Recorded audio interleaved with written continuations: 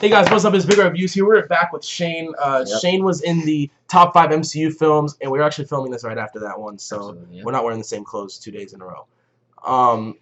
We have a list in front of us of the top 5 villains. Marvel's not really known for its villains in Phase 1 and 2.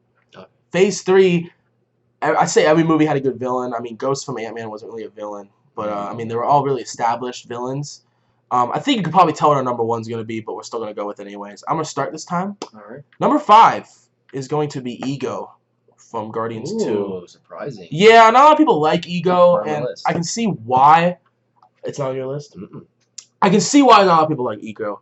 I just liked it because he was mentioned in Guardians 1, okay? And Peter Quill's father was probably the biggest question coming out of Guardians 1 because they mentioned, like, oh, he's something we've never seen before. And just seeing the lengths that he would go to make it his world, you see all the skulls on the bottom of all of his children that he's killed. He just impregnates women and leaves all across the universe.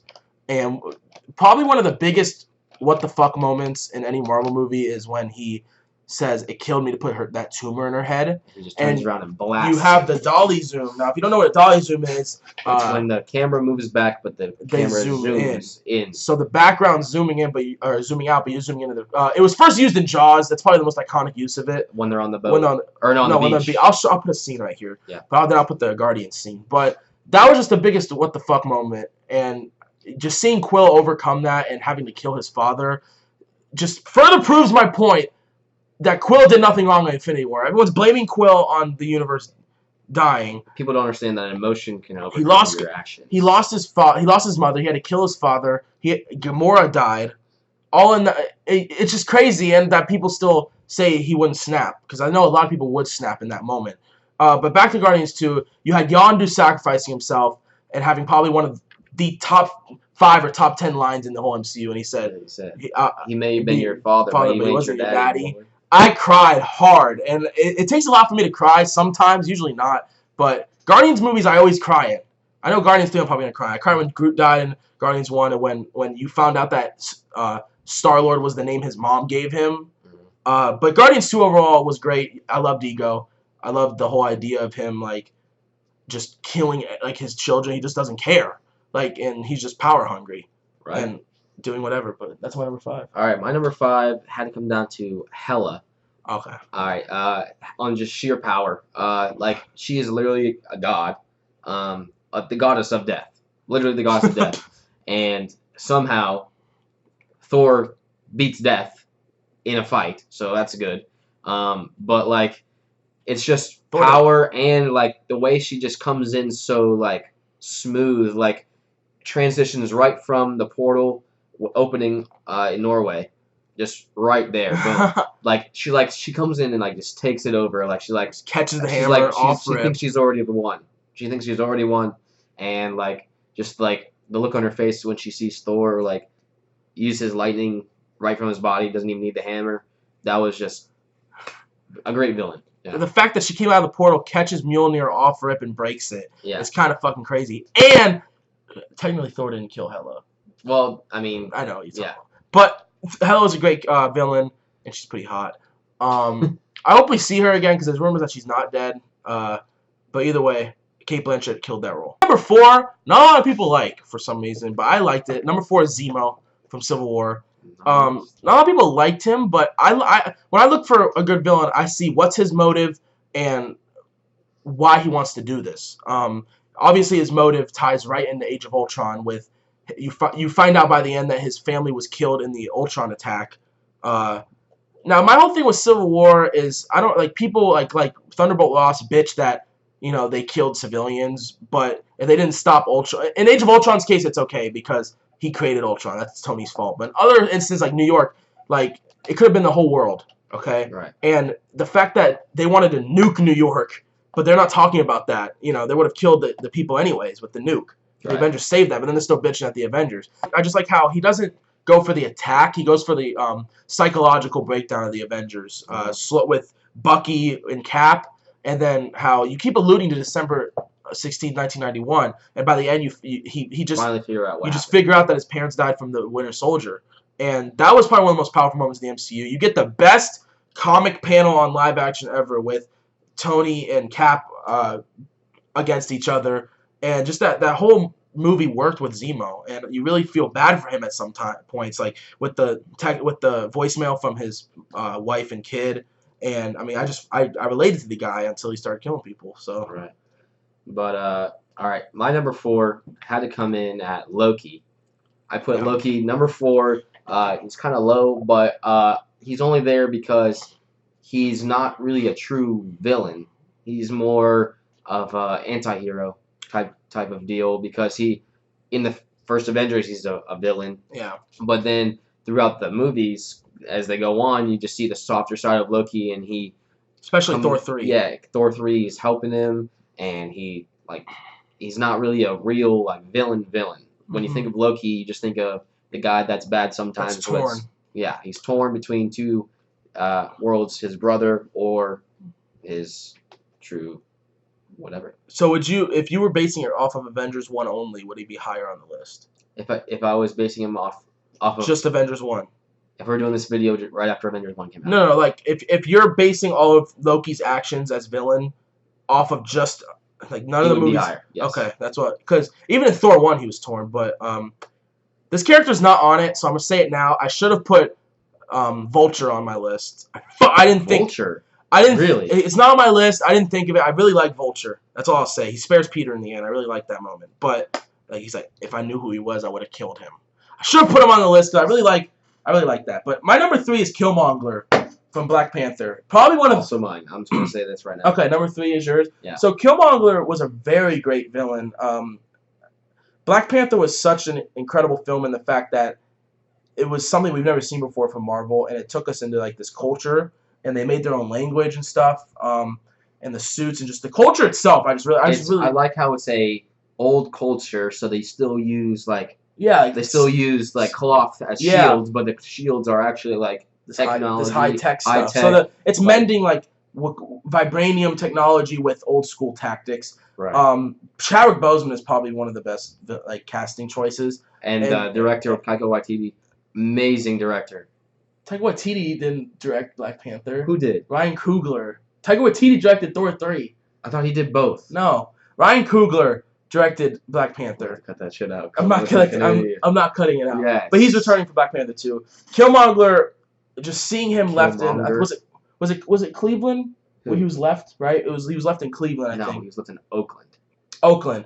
But I just like you feel bad for him. Like you it's like you find out that's almost if you find out like one of your uncles is like a billionaire and has like all this stuff that can help people, and then he just shields himself off and just doesn't mention you at all, and you're like this poor kid.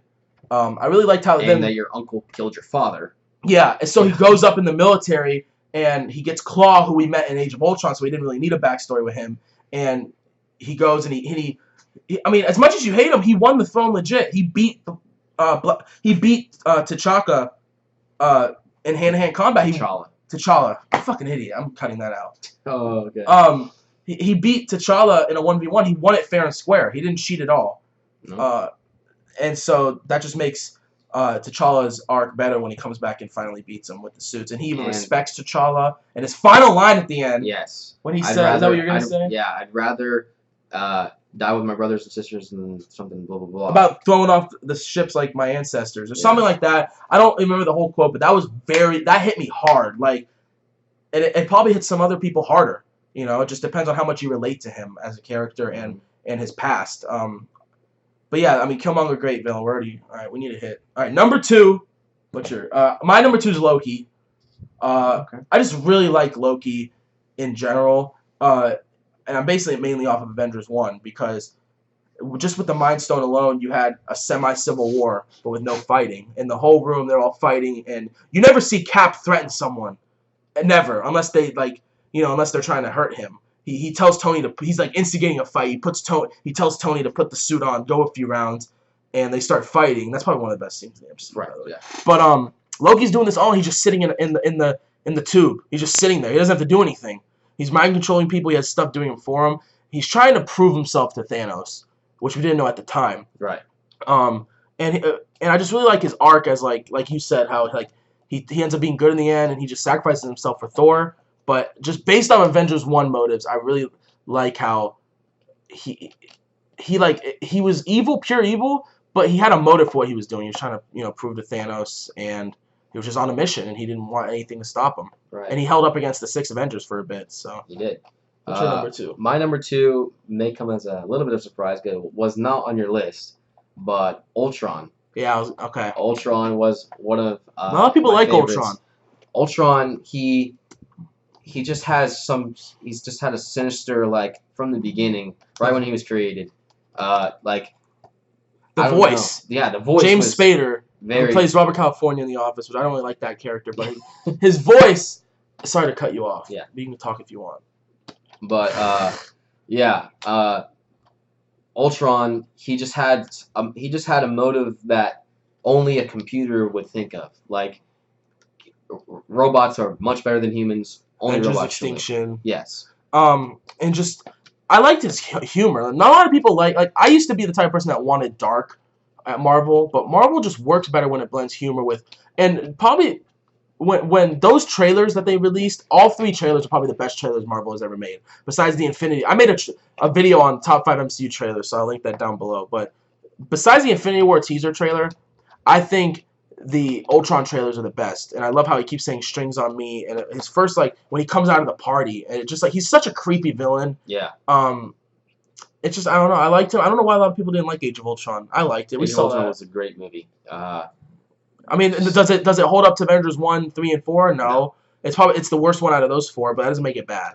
Right, but I remember Joey spoiled the movie for me. Actually, he at the beginning, right before we sat down, he goes, "Hey, Shane, I just want to let you know that Quicksilver dies."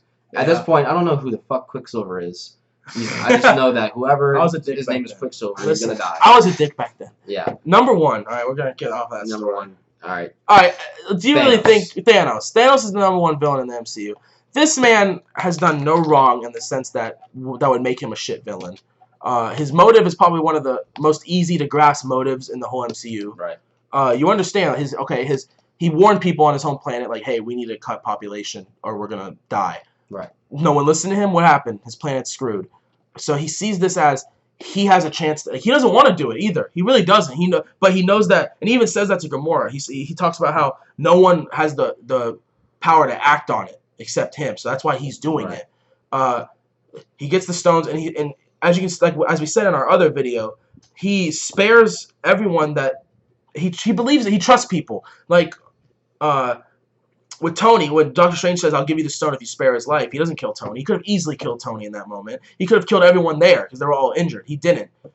He could have killed, when he arrived at Wakanda, he could have killed every single one of them. He was just pushing all of them away so he can get to the stone, and then the stone decide. Right. I just really like his character. I love how he had 0 comedy lines. E2. Right. Because like Ultron worked with comedy. Yes. Right. We could agree with that. Thanos, much too serious of a villain. Thanos, any comedy whatsoever. Probably the only comedy part I can think of is when Doctor Strange throws butterflies at him and like he flinches. But that was funny to us, but to him, like, he honestly didn't know what the fuck that was. But I just really like how he was serious this whole time. Like, he wouldn't fall into the trap that Phase 1 and 2 MCU villains did, where the hero would make a joke and he would go along with it. Like at the end of Guardians 1. Right. It worked with Guardians 1. It did. But Ronan. Yeah, Ronan. But with Thanos, no. He had his mindset. And then seeing him in Endgame where he was just farming and he did what he said he was going to do. He just farmed. He could have easily killed more people with the stones. And he knew that. But what did he do? He destroyed the stones. So no one... Well, he didn't technically destroy them. A lot of people think he destroyed them. They're so small, they're smaller than atoms. So they're basically... And they're floating in the multiverse. They're basically never going to be found again. But, I mean, anyone would have kept the stones. I mean, a lot of power hungry people. You have all 6 stones. You know, you rule the universe. And he just decided to destroy them. Right. I mean, even though his plan was a little demented. Yeah. Killing half the universe. Of everything that's ever existed. But the way he looks at it, you can understand. He says it's painful. It's painless. It's a complex problem with a simple solution. Yes. And he knows he doesn't want to do it. He knows probably my favorite Thanos scene is when he's in the Soul World with Gamora. You can see the pain on his face. You can see his vein twitching when he says everything. He's just in a state of pain, but he knows that, and then you see the smile at the end. So he accepts all that he lost, but he knows that the universe is grateful. Right. But yeah, I mean that's basically it for us. I mean, top 5 villains. We're gonna have some more videos for y'all. Probably gonna do top 5 scenes, top 5 like scores. We can do a lot of things. Top 5 heroes since we did villains now. Just let us know what you guys think down below. Do you agree? Do you disagree? Should I have had Vulture on my list? Yeah, probably. But as always, guys, it's been Joey and Shane. Peace out.